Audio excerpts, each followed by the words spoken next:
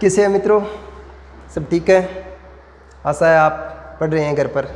और हम पढ़ रहे हैं व्याकरण और व्याकरण की विधाएं।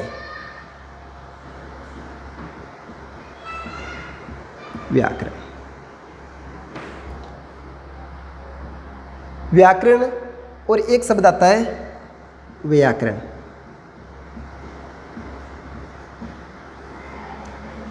व्याकरण भाषा और हिंदी की हमने ये सामान्य जानकारी में देखा कि इसका क्या अर्थ होता है, किसका कैसे नाम पड़ा।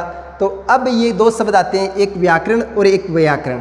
तो अब ये आपको बताया कि व्याकरण एक विधा है, ग्रंथ है, संस्करण है, और व्याकरण इन विधा को समझाने वाला, व्याकरण को समझाने वाला। हम दोनों ही व्याकरण और व्याकरण की भूमिका में, आप इस भूमिका में हैं, इस भूमिका को पढ़ रहे हैं, और मैं इस भूमिका में हूँ, व्याकरण। हम दोनों ही इन शब्दों का निर्वहन कर रहे हैं। तो अब पढ़ेंगे हम व्याकरण के। ये शब्द का ज्ञान हमने देख लिया कि शब्द एक व्याकरण होता है, दूसरा व्याकरण होता है। व्याकरण की सबसे छोटा अंग, व्याकरण का सबसे छोटा अंग कौन सा होता है? वर्ण विचार। वर्ण विचार, वर्ण विचार हमने पहले ही कहा कि इस प्लेटफार्म पर आपको व्याकरण की एक एक टॉपिक की अच्छी समझ, अच्छी तरीके से परिभाषा, अर्थ और इसका उत्पत्ति वगैरह सब बताई जाएगी कि किस प्रकार किसका अर्थ क्या होता है, किसकी परिभाषा क्या होती है। तो हम बताएं वर्ण विचार से क्या अर्थ है, वर्ण विचार में क्या सिखाता है। वर्ण विचार हमें सिखाता है शुद्ध उच्चारण, शुद्ध उच्चारण, शुद्ध लेखन, शुद्ध लेखन। और क्या सिखाता है वर्ण विचार? हमें शुद्ध प्रयोग करना, शुद्ध प्रयोग। ये तीन चीज़ें वर्ण विचार हमें बताते हैं कि वर्ण विचार में क्या शामिल होते हैं? शुद्ध उच्चारण, शुद्ध लेखन और शुद्ध प्रयोग। ये वर्ण विचार में सामान्य रूप से। और एक चीज़ हमने देखी थी कि वर्ण क्या है? भाषा की सबसे छोटी इकाई, भाषा की सबसे छोटी इकाई। एक हमने देखा था कि भाषा का सबसे छोटा अंग, सबसे छोटा अंग। एक हमने ये भी बात किया था कि लिखित मौखिक का नाम आ जाए, तो जहाँ मौखिक नाम आए तो भाषा की सबसे छोटी इकाई कौन सी होगी? ध्वनि। और जहाँ लिखित नाम आए वहाँ क्या होगा? वर्ण। तो भाषा की सबसे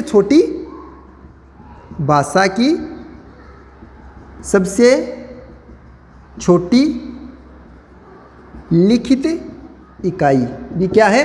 वर्ण है। ये चीज़ें हमने पहले भी देख लिया, लेकिन यहाँ वर्ण विचार पढ़ रहे हैं तो एक बार पुनः हमने देख लिया कि वर्ण हमें क्या सिखा, वर्ण विचार की क्या सिखाता है? शुद्ध उच्चारण, शुद्ध लेखन और शुद्ध प्रयोग करना। उसके बाद में हमने देखा कि वर्ण से संबंध क्या अर्थ है? वर्ण भाषा की सबसे छोटी इकाई है, वर्ण व्याकरण का सबसे छोटा अंग है, वर्ण भाषा की सबसे छोटी लिखित इकाई है। तो अब हम देखते हैं कि वर्ण के भेद, वर्ण के अंग।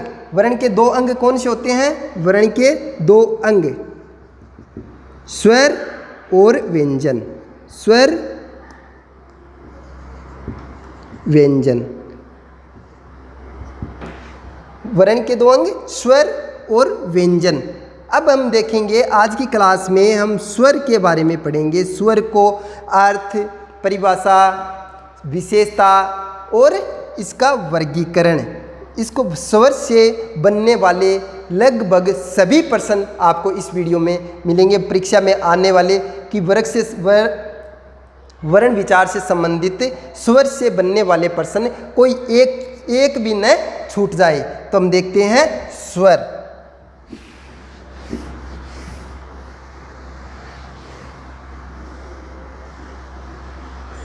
व्याकरण रहने देते हैं। व्याकरण हमारा टॉपिक चल रहा है और व्याकरण में वर्ण विचार चल रहा है, और वर्ण विचार में चल रहा है हमारा स्वर।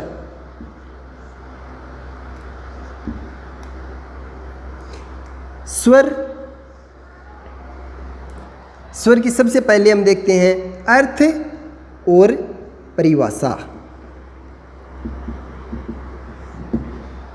अर्थ और परिभाषा, स्वर किसे कहते हैं, स्वर की परिभाषा क्या है, स्वर का अर्थ क्या है।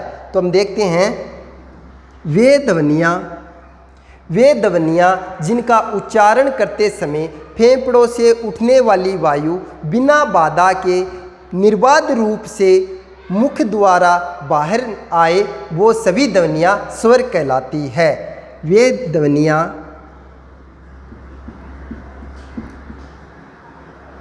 जिनका उच्चारण करते समय फेफड़ों से उठने वाली वायु निर्बाध रूप से, निर्बाध अथवा बिना बाधा के, बिना बाधा के मुख द्वारा बाहर आ जाए, वे सभी ध्वनियाँ क्या कहलाती है, स्वर कहलाती है। वे ध्वनियाँ जिनका उच्चारण करते समय फेफड़ों से उठने वाली वायु निर्बाध रूप से मुख द्वारा बाहर आ जाए, वे सभी स्वर कहलाती है। अब रहती स्वर की, ये देखिए हमने परिभाषा और अर्थ। अब देखते हैं स्वर का विशेषता।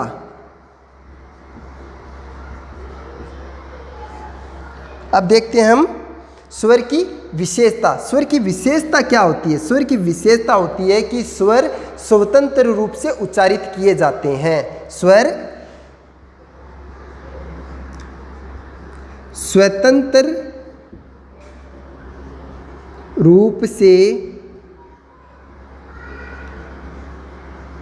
उच्चारित किए जाते हैं।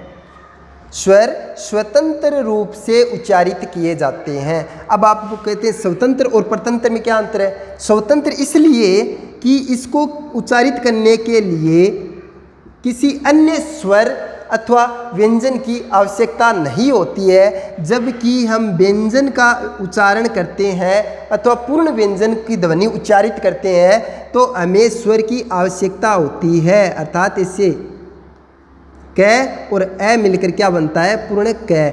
तो इस प्रकार हम व्यंजन क और ए मिलकर क होता है। ये व्यंजन क्या होते हैं? परतंत्र होते हैं, परतंत्र होते हैं। स्वर क्या होते हैं? स्वतंत्र होते हैं। तो हमने देखा कि स्वर की अर्थ और परिभाषा, वे ध्वनियाँ जिनका उच्चारण करते समय फेफड़ों से उठने वाली वायु बिना बाधा के बाहर आ जाए, वे सभी स्वर कहलाते हैं। इसकी विशेषता, स्वर स्वतंत्र रूप से उच्चारित होते हैं, व्यंजन परतंत्र रूप से उच्चारित होते हैं। इसके बाद में हम देखते हैं स्वरों की संख्या।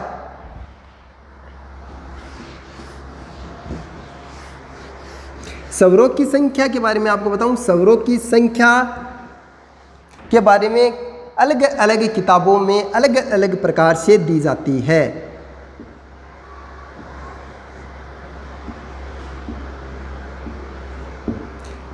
संख्या, स्वरों की संख्या किसी किताब में 10 री को हटा के 10 माना जाता है, कभी 11, किसी किताब में 11 भी मानी जाती है। कुछ व्याकरणाचार्यों ने उसकी संख्या 13 भी मानी है। तो इस संबंध में हमें कौन सी संख्या निश्चित रूप से माननी है कि स्वरों की संख्या निश्चित कितनी होती है? तो हम पूर्ण रूप से देखते हैं कि स्वरों की संख्या 11 माने। तो क्यों माने? 13 कहाँ, कौन सी भाषा में होती है, और 5 कौन सी भाषा में होती है, 8 कौन सी भाषा में होती है? तो एक संख्या होती है 5 और एक संख्या होती है 8 और एक संख्या होती है 11 और एक संख्या है 13। ऑप्शन भी ऐसे ही आते हैं परीक्षा में कि हिंदी में स्वरों की संख्या है। तो हमें पता है 11 है, लेकिन 11 किस प्रकार है, ये जानना बहुत ज़रूरी है कि 5 स्वर किस भाषा में होते हैं। 5 स्वर अंग्रेजी भाषा में होते हैं। 5 स्वर किस में होते हैं, अंग्रेजी भाषा में होते हैं। 8 स्वर अपभ्रंश में होते हैं, अपभ्रंश भाषा में होते हैं। 11 स्वर हिंदी में होते हैं और 13 संस्कृत भाषा में होते हैं। संस्कृत भाषा में कितने स्वर होते हैं, 13 स्वर होते हैं। अब ये कहते हैं कि अंग्रेजी में 5 होते हैं, अपभ्रंश में 8 होते हैं, हिंदी में 11 और संस्कृत में 13 होते हैं। ये आपको अलग जानकारी इसलिए बताई है मैंने कि जो रीट की तैयारी कर रहे हैं उनमें से द्वितीय भाषा के रूप में किसी ने अंग्रेजी और किसी ने संस्कृत ले रखी है, तो वहाँ भी हमें व्याकरण की जानकारी आवश्यक हो जाती है। इसलिए ये जानना कि अंग्रेजी में स्वरों की संख्या 5 है और संस्कृत में 13 है। अपनी भाषा हिंदी के अलावा अन्य भाषाओं की थोड़ी बहुत जानकारी हमें होनी चाहिए। इसके साथ ही हम ये देख लेते हैं कि अंग्रेजी भाषा में स्वर को किस नाम से पुकारा जाता है। अंग्रेजी भाषा में स्वर को वोवेल्स कहा जाता है और अपभ्रंश भाषा में स्वर को स्वर ही कहा जाता है। हिंदी में स्वर कहा जाता है, आपको पता है। आपको ये ध्यान रखना है कि संस्कृत में स्वर को किस नाम से पुकारा जाता है। संस्कृत में स्वर को किस नाम से पुकारा जाता है, तो ये आप ध्यान रखना। संस्कृत में अच नाम से पुकारा जाता है। अच किसको कहा जाता है, संस्कृत में स्वर को कहा जाता है। ये आपको ठीक से याद रखना है, ठीक है। ये स्वरों की संख्या अब आप निश्चित रूप से ये, अब तो हमने केवल ये देखा है कि अंग्रेजी में 5 होती है, अपभ्रंश में 8 होती है और हिंदी में 11 होती है और संस्कृत में 13 होती है। अब अंग्रेजी को हटा देते हैं, अंग्रेजी का इतना ही ज्ञान ठीक है। अब हम हिंदी भाषा में ही आ जाते हैं। अपभ्रंश, अपभ्रंश भाषा का नाम सुना होगा आपने। जैसे संस्कृत, अपनी भाषा का उद्गम संस्कृत, पाली, प्राकृत, अपभ्रंश, अवट, अवट पुरानी हिंदी, पुरानी हिंदी और वर्तमान हिंदी। हिंदी इतने सफर तय करके आई है हमारे पास में, तो इसके बीच में कौन सी आई, अपभ्रंश। और यहाँ इस भाषा में अपभ्रंश आई और अपभ्रंश में हम कितने स्वर मिले, 8। ये आपको एक भाषा का एक टॉपिक हम एक वीडियो अलग से बनाएंगे जिसमें सभी प्रकार भाषा का उद्गम, विकास क्रम हम देखेंगे। राजभाषा, राष्ट्रभाषा, ये भी हम देखेंगे। उसमें 343 से 351 अनुच्छेद में कौन सी भाषा का किस प्रकार उल्लेख है और अनुसूची के बारे में, ये भाषा पर एक टॉपिक, एक वीडियो अलग बनाएंगे, उसमें सभी जानकारियाँ होगी। अब देखते हैं कि अपभ्रंश में 8 स्वर हैं। 8 कौन कौन से हैं, 8 कौन कौन से हैं, तो वो अब देखते हैं। 8 हमारे पास ए, आ, ई, दीर्घ ई, उ, दीर्घ उ, ए और ओ, 4 और ये 4, ये 8 स्वर हमें अपभ्रंश से प्राप्त हुए थे। और हिंदी में हमने इनमें 3 और जोड़े, 3 स्वर और जोड़ने पर हिंदी में हमें 11 स्वर प्राप्त हुए। अब आपको ये ध्यान रखना है कि कौन सा स्वर कहाँ कहाँ पर जोड़ा गया और कौन से 3 स्वर हिंदी में जोड़े गए। तो अब आपको बताएं, 7 नंबर पर आप री जोड़ा गया, री, और 9 नंबर पर आई जोड़ा गया और 11 नंबर पर औ जोड़ा गया। अर्थात री, आई और औ, ये 3 स्वर जोड़ने पर हमारे पास कितने हुए, 11। तो अब आपको निश्चित रूप से पता होना चाहिए कि हिंदी में 11 स्वर किस प्रकार है। हिंदी में 11 स्वर इसलिए है कि अपभ्रंश में 8 प्राप्त हुए, इसलिए 3 और जोड़ने पर हिंदी में 11 स्वर हो गए हैं। अब ये ध्यान रखना है कि 11 तो आ गए हमारे पास। संस्कृत में 13 कैसे हैं, तो आपको बता दूं 11 + 2, ये संस्कृत में 2 स्वर और होते हैं। हिंदी में हमारे री छोटी होती है, लेकिन संस्कृत में री बड़ी भी होती है। तो छोटी और बड़ी, जिस री पर एक गोलाई होती है वो छोटी होती है, जिस पर 2 गोलाई होती है वो बड़ी होती है। एक तो री बड़ी और एक री, ये 2 स्वर संस्कृत में जुड़ते हैं और संस्कृत में स्वरों की संख्या 13 होती है। और अब हमें हिंदी में कितने स्वर प्राप्त हो गए? 13। अब हमने ये जाना कि स्वरों की संख्या 5 अंग्रेजी में होती है, 8 अपभ्रंश में होती है, 11 हिंदी में होती है, 13 संस्कृत में होती है। ये जानने के बाद में हमने ये देखा कि स्वर को अंग्रेजी में क्या कहते हैं, अपभ्रंश में किस नाम से जाना जाता है और संस्कृत में किस नाम से जाना जाता है। और हमने देखा संस्कृत में अच नाम से जाना जाता है। अपभ्रंश में 8 स्वर प्राप्त हुए, हिंदी में 11, अपभ्रंश में 3 जोड़ने पर 11 हुए और 11 स्वर हिंदी में थे और 11 को 2 स्वर और जोड़ने पर संस्कृत में 13 स्वर होते हैं। इसके अलावा हम ये देखते हैं, अब हिंदी के 11 स्वरों पर ही हम चर्चा करेंगे।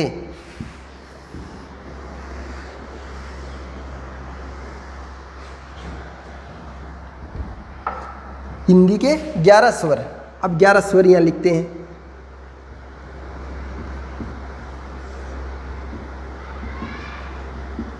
चलो ठीक से लिखते हैं ना, बड़ा ए, आ, ई, दीर्घ ई, ऊ, दीर्घ ऊ, और ये 7 नंबर पर आती है री, ए, आई, ओ और औ। हो गए 11, 4, 6, 2, 8, 2, 10 और 1, 11। ये स्वरों की संख्या 11 हो गई। इन 11 के बाद में एक आता है अन्य स्वर।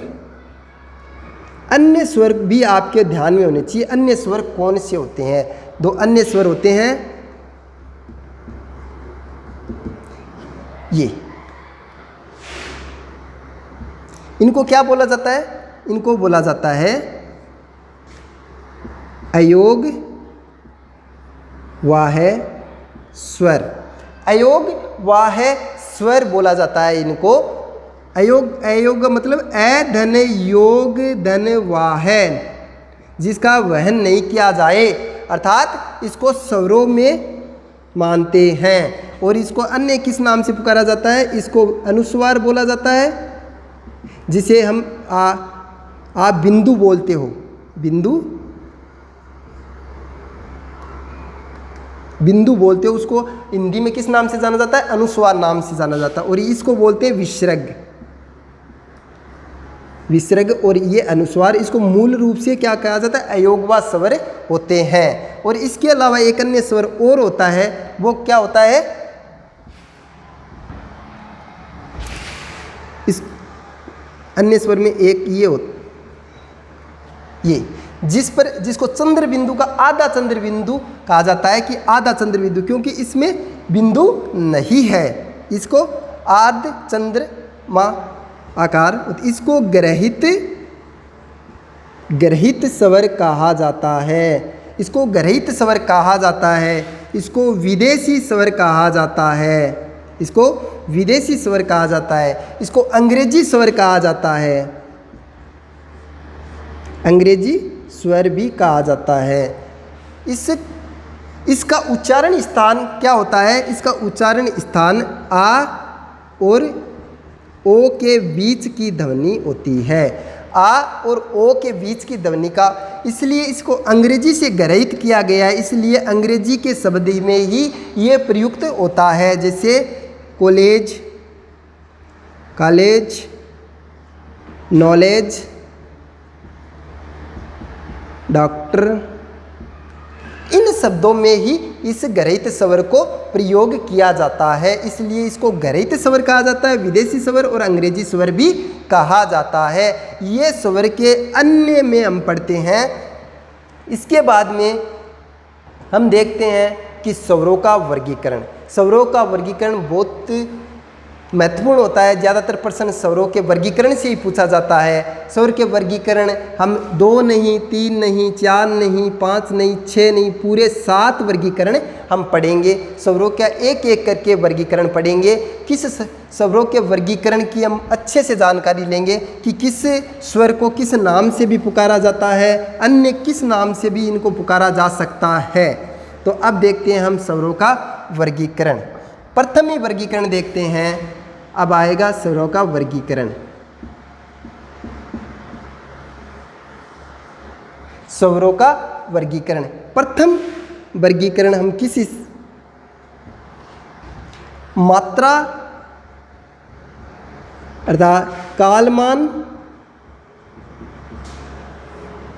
उच्चारण में लगने वाले समय के आधार पर, उच्चारण में लगने वाले समय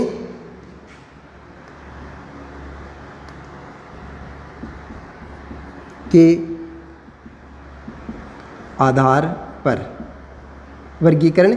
अब आपसे पूछे कि मात्रा के आधार पर, कालमान के आधार पर, उच्चारण में लगने वाले समय के आधार पर स्वरों का वर्गीकरण कितने भागों में विभाजित किया जाता है, तो आपका उत्तर होगा 3 भागों में विभाजित किया जाता है। तो प्रथम कौन सा होता है? ह्रस्व स्वर, ह्रस्व स्वर। दूसरा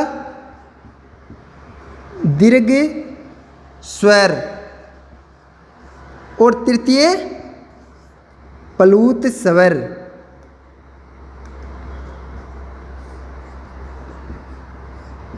प्लुत स्वर। ह्रस्व स्वर बताने से पहले मैं ये बताऊं आपको ह्रस्व स्वर को और किन किन नामों से पुकारा जाता है। ह्रस्व स्वर को हम कहते हैं लघु स्वर, लघु स्वर। लघु को बोलते हैं छोटा स, एक मात्रिक, एक मात्रिक स्वर। ह्रस्व स्वर, लघु स्वर, छोटा, एक मात्रिक स्वर, और मोस्टली इसको कहा जाता है मूल स्वर। ये ध्यान रखना आपको, मूल स्वर किसे कहा जाता है। ह्रस्व स्वर को मूल स्वर भी कहा जाता है। और इनकी कौन कौन से होते हैं, तो आपको ये ध्यान रखना है कि ए, ई, ऊ और री। ए, ई और री, इनकी संख्या कितनी होती है? इनकी संख्या 4 होती है। इनकी संख्या 4 होती है। ह्रस्व स्वर, लघु स्वर, दीर्घ, लघु स्वर, छोटा स्वर, एक मात्रिक स्वर, मूल स्वर। मूल स्वर का ध्यान रखना, मूल स्वर कौन से होते हैं? ए, ई, लघु, ऊ और री, ये 4 होते हैं। इसके बाद में हम देखते हैं दीर्घ स्वर। दीर्घ स्वर को भी अन्य किन किन नामों से पुकारा जाता है, तो वो भी हम देखते हैं। दीर्घ स्वर को एक तो बोलते हैं लघु हो गया, तो ये हुआ गुरु स्वर। छोटा हो गया तो ये बड़ा स्वर। एक मात्रिक है तो ये हो गया द्विमात्रिक, द्विमात्रिक स्वर। इसको बोलते हैं संधि स्वर, संधि स्वर। ये हम दीर्घ स्वर की बात हम दीर्घ संधि में करेंगे। संधि हम बहुत अच्छे से पढ़ेंगे कि किस प्रकार से संधि के एक एक शब्द को लेकर समझेंगे। संधि स्वर बोलते हैं इसको, संयुक्त स्वर बोलते हैं। इसको क्या बोलते हैं? संयुक्त स्वर भी बोलते हैं। अब जो रह गए 4 के अलावा जो भी स्वर रहे वो सारे के सारे कौन से होंगे? वो दीर्घ स्वर होंगे। इसके लिए आ, बड़ी ई, बड़ा ऊ, ए, ऐ, ओ और औ। इनकी संख्या 7 होती है। 4 और 3 7। इनकी संख्या दीर्घ स्वर की संख्या 7 होती है। इनको गुरु, बड़ा, द्विमात्रिक, संधि और संयुक्त स्वर भी कहा जाता है। यह आप ध्यान रखना, इनको संधि स्वर भी कहा जाता है, संयुक्त स्वर भी कहा जाता है और द्विमात्रिक स्वर भी कहा जाता है। ये कई बार परीक्षाओं में पूछा जाता है कि द्विमात्रिक स्वर कौन सा नहीं है, तो इनमें से कोई एक लघु रख दिया जाएगा और आपसे पूछा जाएगा कौन सा नहीं है। अब बात करते हैं प्लुत स्वर की। इसमें दो मात्रिक। अब प्लूत स्वर के बारे में आपने सुना होगा कि कौन सा स्वर होता है, प्लूत होता है। तो प्लूत स्वर को भी अन्य किन नामों से पुकारा जाता है, तो आपको बताइए। प्लूत स्वर को त्रिमात्रिक स्वर, त्रिमात्रिक स्वर के नाम से जाना जाता है। और प्लूत स्वर कौन सा होता है? प्लूत स्वर होता है ओम। अब बोलने को तो आप ओम बोल देते हैं, जैसे ओम, जबकि ये नहीं बोला जाता है। बोला क्या जाता है? इसको ओम ऐसे उच्चारण होता है। प्लूत स्वर का उच्चारण किस प्रकार होता है? प्लूत स्वर का उच्चारण उस प्रकार होता है जिस प्रकार स्टील के बर्तन पर लोहे की छड़ के मारने से कितनी देर झंझनाहट होती है, ठीक उसी प्रकार ओम स्वर का उच्चारण करने पर कई देर तक ध्वनि उच्चारित होनी रहनी चाहिए। ये संस्कृत के मंत्रों में उच्चारण किया जाता है और इसकी 3 मात्राएं होती हैं। 3 मात्रा का समय लेता है इसको ओम, और इसको ओम लिखा जाता है, न कि ओम। ओम लिखा जाता है, ये शुद्ध लिखा जाता है। हम ऐसे लिखते हैं, ये गलत है। ओम नहीं ओम होता है, जिसकी 3 मात्राएं होती है। इसके साथ में हम ये देखते हैं कि ह्रस्व स्वर के चिन्ह,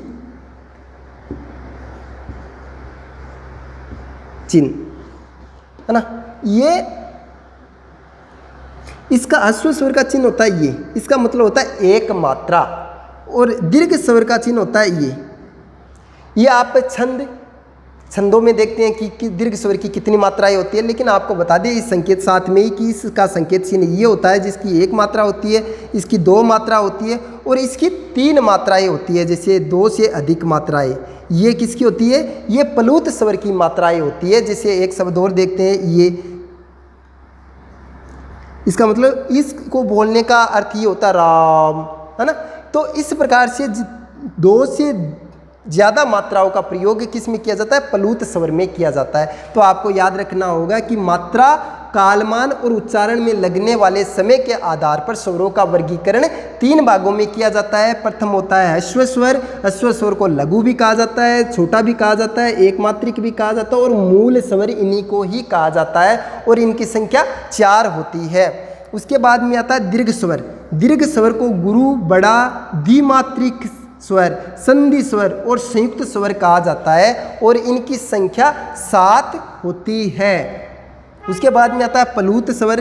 प्लूत स्वर की कहा जाता है त्रिमात्रिक स्वर और इसे त्रिमात्रिक स्वर भी कहा जाता है, जिनमें 3 मात्राओं का समय लगता है। और इसके बोलने का उच्चारण भी मैंने बताया, ओम नहीं बोलते बल्कि ओम बोलते हैं। इनका उच्चारण स्टील के बर्तन पर लोहे की छड़ से मारने पर जिस प्रकार कई देर झंझनाहट रहती है, ठीक उसी प्रकार हम ओम का उच्चारण करने पर कई देर ध्वनि उच्चारित होनी चाहिए। ये था हमारा प्रथम वर्गीकरण इनमें से। और ये थे साथ में चिन्ह भी देख लिए कि छंद में काम आने वाले, इसकी मात्रा 1 होती है, ये 2 मात्रा का संकेत और ये 2 से अधिक मात्राओं का संकेत है, जिसको प्लूत स्वर कहा जाता है। अब हम देखते हैं द्वितीय वर्गीकरण।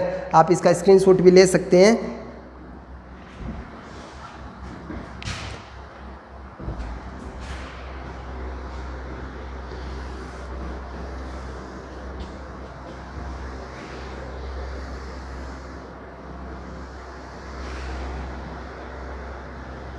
ये स्वर पढ़े हैं, रखे हैं अपने, कोई दिक्कत नहीं। इसके बाद में हम देखते हैं ओष्ठाकृति के आधार पर स्वरों का वर्गीकरण। दूसरा वर्गीकरण हम देखते हैं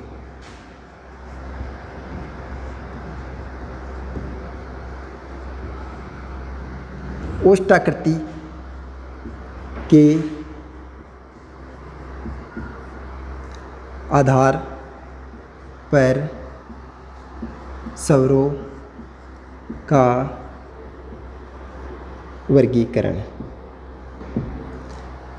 ओठों की आकृति, यानी किन स्वरों को बोलने में ओठों की आकृति गोल हो जाती है, अर्थात किन स्वरों को बोलने में ओठों की आकृति गोल नहीं होती है, उसके आधार पर स्वरों का वर्गीकरण कितने भागों में होता है? 2 भागों में होता, विभाजित होता है। तो प्रथम देखते हैं कि किन स्वरों को बोलने में अपने ओठों की आकृति गोल हो जाती है। उसको बोलते हैं वर्ताकार अथवा गोलाकार। और दूसरा है अवर्ताकार और अगोलाकार। अ का मतलब होता है नहीं, गोलाकार स्वर।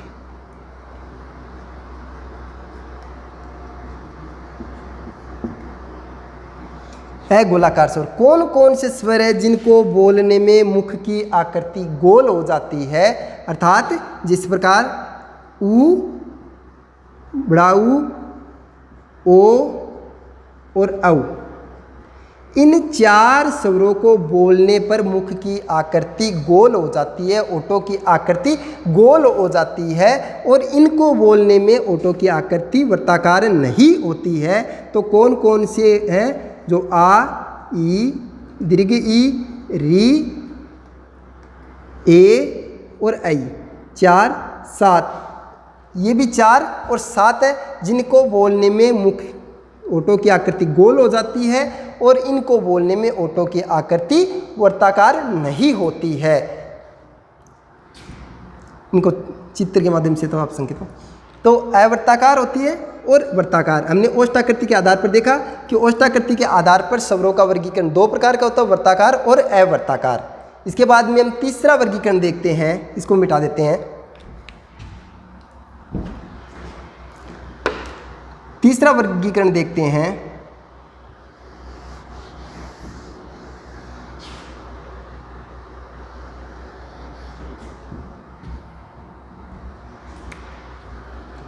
तीसरा वर्गीकरण जीवा के आधार पर स्वरों का वर्गीकरण। किस प्रकार से? जैसे जीवा होती है हमारी, इसके 3 भाग हैं, 1, 2 और 3। इस भाग को क्या कहेंगे? अगर। और इस भाग को क्या कहेंगे? मध्य। और इसको भाग को क्या कहेंगे? पश्च भाग। कौन से भाग से कौन से स्वर उच्चारित होते हैं वो हम देखेंगे कि इसकी जीवा की धार बड़ी खतरनाक होती है ना। कहते हैं कि जीवा के घाव कभी भरते नहीं हैं, तलवार के घाव भर जाते हैं। तो हम ये देखते हैं जीवा के आधार पर स्वरों का वर्गीकरण कितने भागों में होता है। तो जीवा के आधार पर स्वरों का वर्गीकरण 3 भागों में किया जाता है, अगर, पश्च और मध्य। तो पहले देखते हैं अगर। 1 नंबर देखते हैं अगर भाग। दूसरा देखते हैं मध्य भाग से कौन से बोले जाते हैं, और तृतीय देखते हैं हम पश्च भाग। पश्च भाग से इससे बोले जाते हैं अगर भाग से ई, दीर्घ ई, री, ए और ऐ, ये 4 वर्ण अगर भाग से बोले जाते हैं। आप चाहें तो इनको उच्चारित करके भी देख सकते हैं कि कहाँ से कौन सा वर्ण किस भाग से बोला जा रहा है, अर्थात यहाँ से बोले जा रहा है। ये अगर भाग से ये यहाँ से बोला जा रहा है, आप बोल के भी देख सकते हैं। ई, दीर्घ ई, री, ए और ऐ। मध्य भाग से केवल और केवल ए ही बोला जाता है। ए स्वर मध्य भाग से बोला जाता है, और इसके बाद में जो भी रह जाता है वो सारे के सारे किससे बोले जाते हैं? पश्च भाग से। तो देखते हैं आ, उ, दीर्घ उ, ओ और औ, ये किससे बोले जाते हैं? ये पश्च भाग से। ये यहाँ से बोले जाते हैं, यहाँ से, और ये यहाँ से बोले जाते हैं, है ना। ये जीवा का आकार मैंने पहले ही बता दिया था कि जीवा के आधार पर स्वरों का वर्गीकरण 3 भागों में होता है, अगर भाग, और अगर भाग से ई, दीर्घ ई, री, ए और आई, ये 5 स्वर अगर भाग से बोले जाते हैं। मध्य भाग से केवल 1 बोला जाता है, पश्च भाग से 5 बोले जाते हैं। 5, 5, 10 और 11 स्वरों का वर्गीकरण जीवा के आधार पर हमने किया। 3 वर्गीकरण हमने कर चुके हैं। 3 वर्गीकरण में हमने अच्छे से समझ रखिए कि कौन से भाग में कहाँ से कौन सा उच्चारित होता है। अब चतुर्थ, इसको मिटा देते हैं।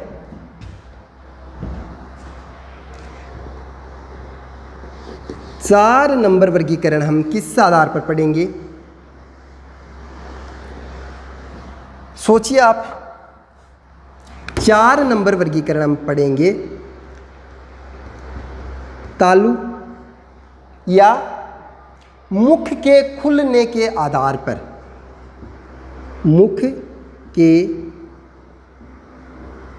खुलने के आधार पर स्वरों का ये वर्गीकरण सबसे मोस्ट भी है, यहाँ से प्रश्न भी आता है और ये याद भी आपको रखना होगा। मुख अथवा तालु के खुलने के आधार पर स्वरों का वर्गीकरण कितने भागों में किया जा सकता है? ये 4 भागों में किया जाता है, 4 भागों में किया जाता है। इसमें सबसे पहले आता है विवर्त स्वर, विवर्त, विवर्त स्वर। विवर्त का मतलब होता है खुला। हम हर शब्द का अर्थ देखेंगे कि किस शब्द का क्या अर्थ होता है। विवर्त का मतलब होता है खुला, और कौन सा स्वर उच्चारित करने से हमारा मुख पूर्णतः रूप से खुल जाता है। तो आ और आ स्वर बोलने से हमारा मुख पूर्ण से खुल जाता है। उसके बाद में आता है अर्धविवर्त, अर्धविवर्त स्वर, अर्धविवर्त स्वर। इसका मतलब होता है, अर्ध का मतलब होता है आधा, आधा खुला, आधा खुला। ए, आ का आधा कितना होता है? ए, तो फिर यहां लिखेंगे अपन ए। ए के बाद में यहां से एक तो ये लेते हैं और एक ये लेते हैं, ये दो भी कहाँ होंगे? अर्ध विवर्त स्वर में, आई और औ। ये किस में रखेंगे? अर्ध विवर्त स्वर में रखेंगे। इसके बाद में तृतीय रखेंगे संवर्त, संवर्त स्वर। संवर्त स्वर का मतलब होता है बंद, बंद। मुख की आकृति, तालु की आकृति कैसी हो जाएगी? बंद के समान होगी। इसमें जो वर्ण आएंगे, इससे पहले हम ये पढ़ेंगे कि अर्ध विवर्त, अर्ध संवर्त, अर्ध संवर्त स्वर। पहला हुआ विवर्त स्वर खुला, उसमें आ गया, आ का आधा कौन सा होता है? ए आ गया, तो अर्धविवर्त हो गया। अर्धविवर्त के बाद में संवर्त आया, संवर्त का मतलब होता है बंद सा, और बंद में कौन कौन से आते हैं वो हम पढ़ेंगे। इससे पहले पढ़ेंगे अर्ध संवर्त स्वर। इसके आगे के जो भाग होते हैं, पहले इसमें केस में आ जाते हैं, अर्ध संवर्त में आ जाते हैं, जिसका लगभग मतलब होता है बंद सा, अर्थात ए और ओ। किस में आ जाता है? ए और ओ। अब रह जाता है हमारा, मैं ये मिटा देता हूं।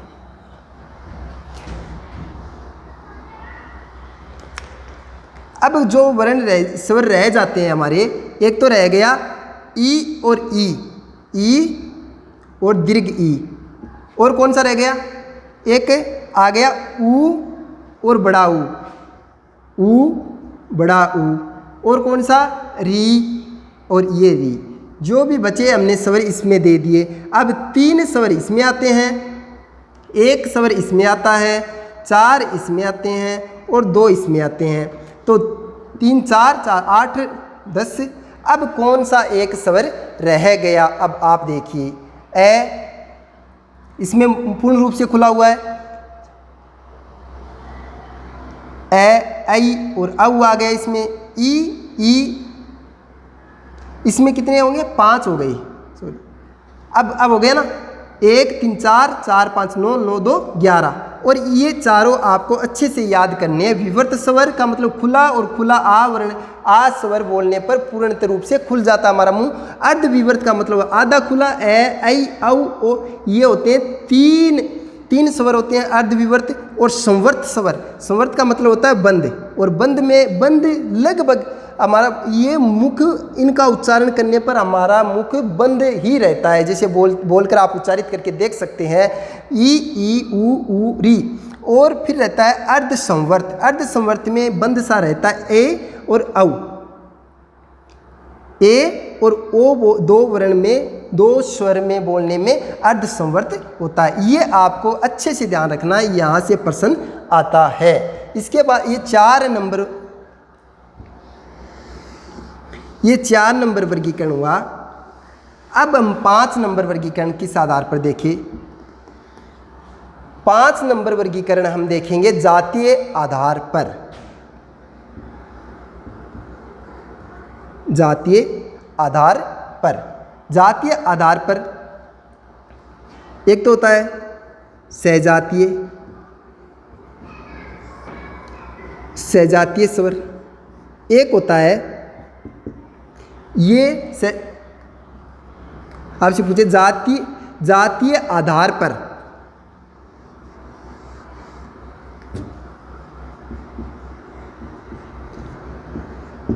जातीय आधार पर स्वरों का वर्गीकरण कितने भागों में किया जाता है? तो 2 भागों में किया जाता है, सहजातीय स्वर और विजातीय स्वर। विजातीय स्वर, सहजातीय स्वर एक ही जाति के स्वर हो, जैसे दीर्घ संधि वाले स्वर, जैसे आ, बड़ी ई और बड़ा ऊ, ये क्या होते हैं? ये सहजातीय स्वर होते हैं। और इसके अलावा जो सभी वर्ण होते हैं वो सभी के सभी, अब इसका जैसे ऐ से आब बना और ई से बड़ी ई बनी, है ना, ऊ से बड़ा ऊ बना। ये जो वर्ण है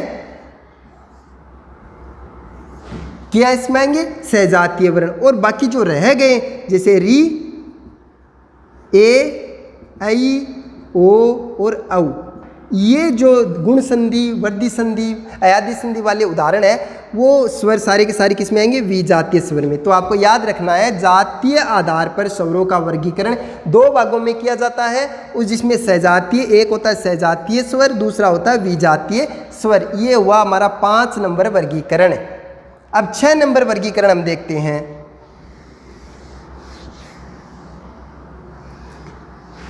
6 नंबर वर्गीकरण किस आधार पर देखेंगे? उच्चारण।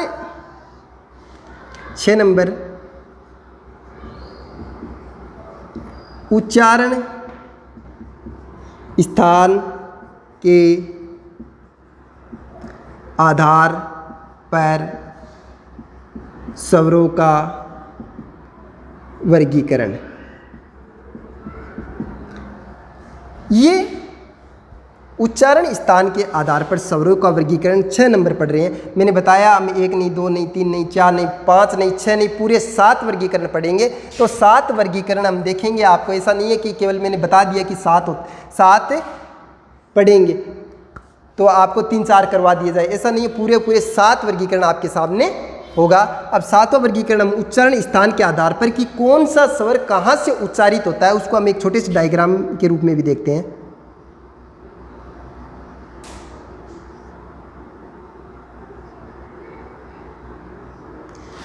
चित्र समझाने का बहुत अच्छा तरीका होता है, लेकिन उसको आना भी चाहिए।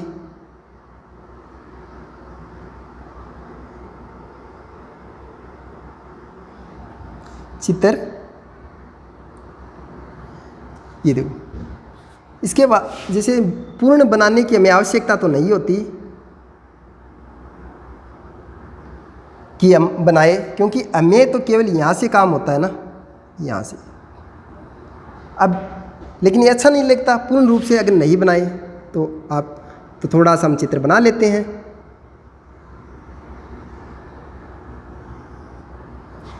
ये एक पुरुष की आकृति बना ली हमने, क्योंकि अगर किसी महिला की आकृति बनाते या किसी लड़की की आकृति बनाते तो आपको उच्चारण स्थान से ज़्यादा अन्य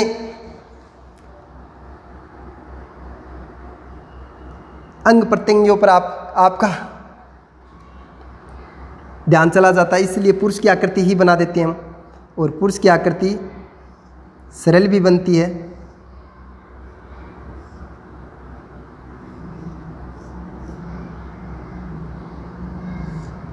बस इतने से हमारा काम चल जाएगा। अब देखते हैं ये कंठ या कहाँ से कौन सा उच्चारित होता है। पहला कंठे स्वर। कंठे स्वर कौन कौन से होते हैं? कंठे स्वर पहले हम लिख लेते हैं। कंठे स्वर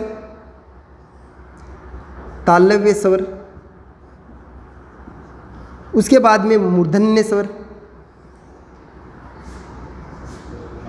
मूर्धन्य स्वर,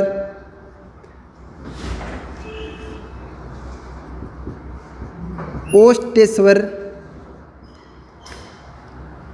एक होता है, अब पहले ये देख लें कंठ स्वर कौन कौन से होते हैं। ए और आ कौन से होते हैं, कंठ स्वर होते हैं। ई और दीर्घ ई ये तालव्य स्वर होते हैं। और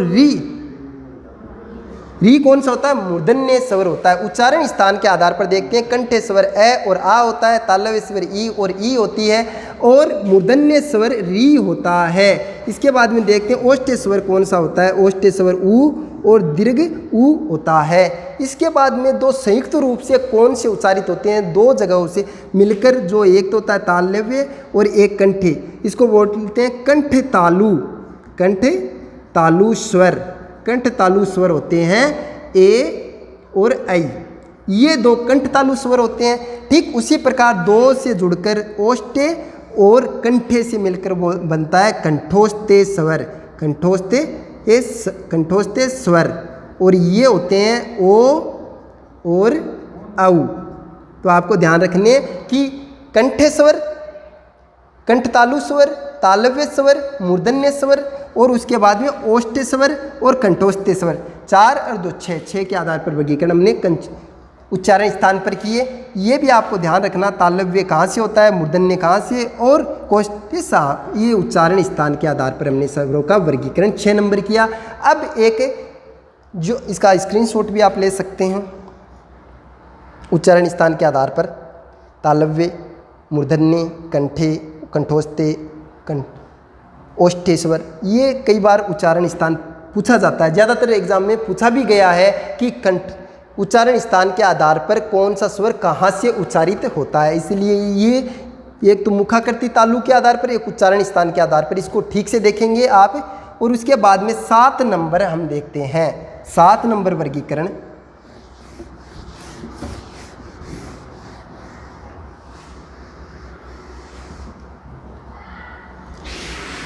स्वर के वर्गीकरण में 7 नंबर और अंतिम वर्गीकरण देख रहे हैं हम, उसका नाम होगा अन्य वर्गीकरण। अन्य वर्गीकरण में कौन से शामिल होते हैं कि कौन से, एक तो होता है अनुस्वार, अनुस्वार, दूसरा होता है अनुनासिक, एक होता है निर्नुनासिक, निर्नुनासिक, और एक होता है विसर्ग। ये आपको ध्यान रखना चाहिए। अनुस्वार कौन सा होता है, जिसको आप एक बिंदु बोलते हो, जिसको आप बिंदु बोलते हो, वो बिंदु नहीं होता, वो अनुस्वार होता है। फिर होता है अनुनासिक, जिसे चंद्र बिंदु बोलते हो, आप चंद्र बिंदु बोलते हो, वो चंद्र बिंदु नहीं होता, वो अनुनासिक होता है। निर्नुनासिक, जिस पर कुछ भी नहीं लिखा होता है, वो जैसे ए क्या है, निर्नुनासिक, आ क्या है, निर्नुनासिक। इस प्रकार जिस पर कुछ भी ना हो वो निर्नुनासिक होता है। जैसे ये क्या है, अनुनासिक, और ये क्या है, अनुस्वार। ठीक है, उसी प्रकार ये क्या है, विसर्ग, जिस स्वर के पीछे 2 बिंदु लगे होते हैं उसको विसर्ग बोला जाता है, जिससे ए। तो अब आपको पता होगा कि कौन से बिंदु का क्या नाम है और कौन सा बिंदु कहाँ उच्चारित होता है और कहाँ इसके लगाया जाता है। तो आपको अनुस्वार का पता चल गया, बिंदु बोलते हैं जिसे अनुस्वार होता है। अनुनासिक, जिससे आप चंद्र बिंदु बोलते हैं, उसको अनुनासिक बोलते हैं। जिसको निर्नासिक बोलते हैं, उस पर किसी भी प्रकार का कोई बिंदु नहीं होता। जिसे विसर्ग बोलते हैं, उसके स्वर के पीछे दो बिंदु लगते हैं, उसको विसर्ग बोलते हैं। और एक होता है आगत स्वर, जो मैंने पहले भी बता दिया था, आगत स्वर, जो जिसके अर्धचंद्राकार होती है, ये अर्धचंद्राकार, जिसमें बिंदु नहीं होती है, वो आगत स्वर होते हैं। ये था ये था स्वरों का वर्गीकरण। इस वर्गीकरण में किसी भी प्रकार की कोई जानकारी छूटी नहीं है।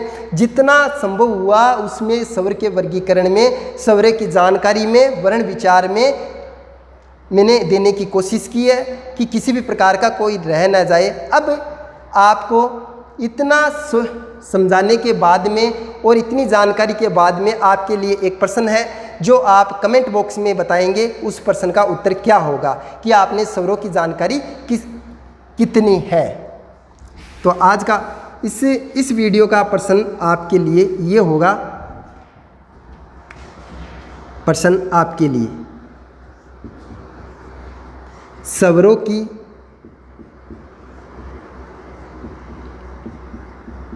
मात्रा होती है ए, दो, बे, पाँच, से, 10 और 11।